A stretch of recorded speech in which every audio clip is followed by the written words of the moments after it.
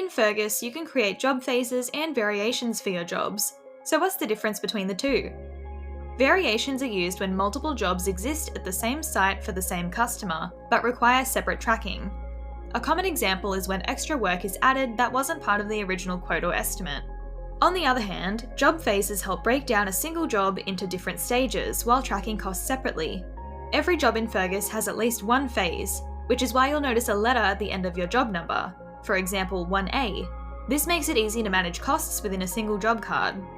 The key difference? Variations create new jobs linked to the original job, while phases divide a single job into multiple parts.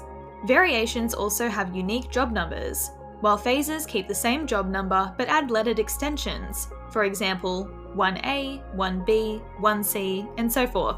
So when should you use variations versus job phases?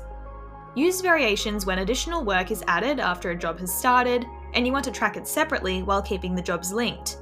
You should also use variations if you need to create another quote or estimate for the extra work, since each job can only have one accepted quote at a time. Use job phases when a larger job has multiple stages you'd like to track separately, when you need to invoice for different stages of a job, and when you want to keep all work under one job number for streamlined management.